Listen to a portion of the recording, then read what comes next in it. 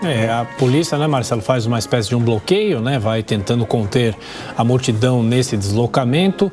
E eu passo a palavra agora para o nosso comentarista Fábio Piperno, também acompanhando desde cedo essa cerimônia. Piperno, a gente vem discutindo muito o futuro da monarquia, mas a gente vê muita gente nas ruas dando total apoio ao rei. Fábio Piperno. Claro, Thiago. Sem dúvida nenhuma, a monarquia ainda tem um apoio considerável, principalmente se tratando de Reino Unido, né? Agora, é óbvio também que os desafios que o rei Charles enfrentará serão muito diferentes e talvez, e certamente, muito maiores do que aqueles que a sua mãe acabou encontrando. Até porque a gente falou muito de um reino que hoje convive com um certo empobrecimento, inflação muito alta, um isolacionismo sem precedentes, porque, como a gente citou antes, não faz hoje parte de nenhum dos 3 blocos econômicos do mundo, não tem nenhuma relação especial com os Estados Unidos, China ou União Europeia. Então, é óbvio que ele está testemunhando um momento, no mínimo, diferente, né, das dificuldades enfrentadas pelos súditos da realeza. E a revista Veja, que acaba de sair, né, ela traz uma manchete muito interessante. O rei vai ter que sambar. E a propósito disso, inclusive, coloca uma foto do Charles, aquela histórica foto dele dançando com a modelo e passista Pinada Beija-Flor. E aí eu gostaria de perguntar ao professor Marcos Vinícius se ele vê no rei Charles uma figura mais próxima daquele rei que esteve aqui, que sambou e tal, que tentou aproximar a imagem da realeza dos súditos, das pessoas comuns, ou um rei que vai ficar, de fato, trancafiado, ilhado no Palácio de Buckingham, assistindo uma certa decadência do seu império. Fábio, eu acho fundamental esse seu questionamento, porque eu concordo plenamente com aquilo que você mencionou antes, não é? Não é modernizar a monarquia, é você rejuvenescer.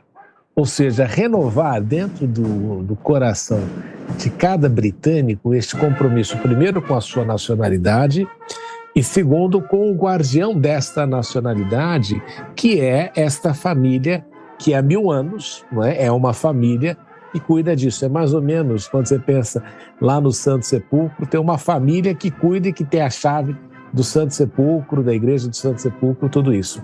Então, é esta família que tem esta função de, através da sua saga, da sua história, contar aí e manter uma narrativa de que as pessoas consigam, olhando para esta família, identificar a sua própria história e o seu próprio desenvolvimento. Do tipo, eu me lembro onde eu estava quando o príncipe Charles casou com a Diana.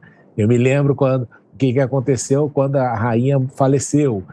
Então, isso vai criando uma memória coletiva para um país que acompanha esta família. Agora, o príncipe Charles, agora rei Charles III, ele também foi vítima do fato de, às vezes, a instituição ter algumas coisas que precisavam ser modernizadas.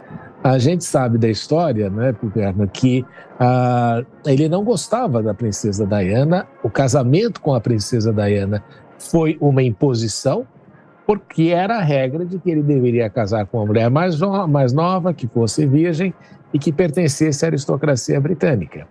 Ele vai e casa e compra exatamente aquilo que era esperado dele, mas ele tinha o grande amor da vida dele, que era a rainha Camila. E você vê que quando o pessoal é crítico ao Charles e sempre relembra a história da Diana, eu falei, mas você tem que olhar a história do romance e do amor deste homem que fez tudo para que a Camila, sua namorada, virasse rainha da Inglaterra, não é? Inclusive, ele lutou o tempo inteiro.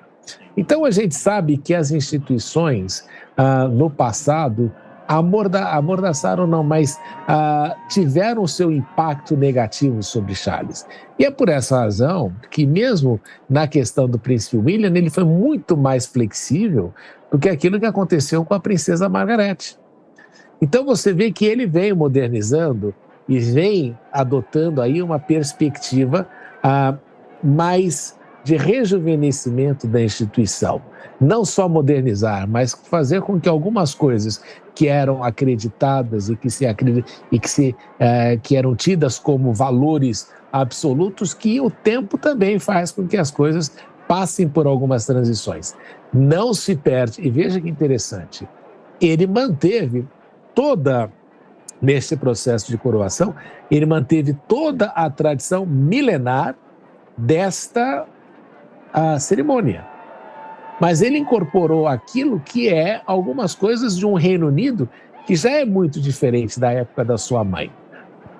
Um Reino Unido que tem uma população de imigrantes muito grande.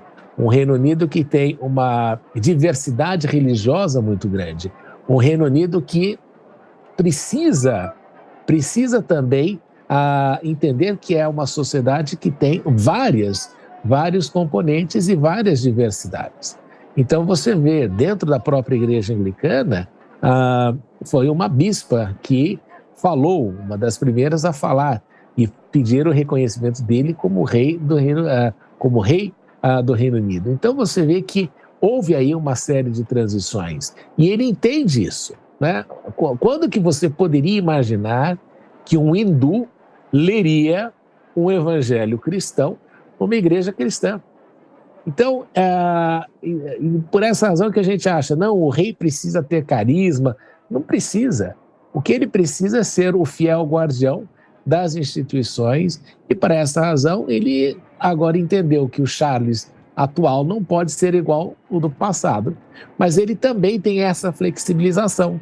Então, não é que eu vejo o príncipe Charles dançando novamente ou samba com o Pinar, mas a gente vê que ele é muito mais afável na sua aproximação com o povo, não é? Com as pessoas, com os seus súditos. E ele precisa ter este tipo de afabilidade se ele quiser que a família real esteja presente sempre no imaginário coletivo. E é só você ver, por exemplo, ontem, quando ele saiu com o filho William e a princesa Catherine para cumprimentar as pessoas, né? E conversar ali. Então a gente vai vendo que, não, ele não vai sambar com a Pinar, porque já não é mais este momento, ele não é aquele jovenzinho que veio no Brasil, mas que ele vai tomar as medidas necessárias para que esta instituição rejuvenesça, não se modernize, porque a modernização é algo exterior, mas fazer com que essa instituição se rejuvenesça e com isso o povo britânico a acompanhe e mantenha renovado o seu laço de tradição. Aquele anelzinho que ele colocou no dedo, né, Piperno, que foi apresentado para ele, representa um compromisso entre o soberano, Deus e o povo. Então não adianta ele querer ali, né, ter um distanciamento do povo, porque o povo é que legitima o poder que ele pretende exercer ali, ungido por Deus. Então é muito interessante toda essa dinâmica e, de fato, quando a gente olha e pensa ali na longevidade da instituição, você viu que o professor da cultura inglesa falou, né? Eu não consigo ver o deixar de ser britânico e ver o país se transformar numa república. É uma coisa que é inviável porque a instituição soube se adaptar, ela soube rejuvenescer.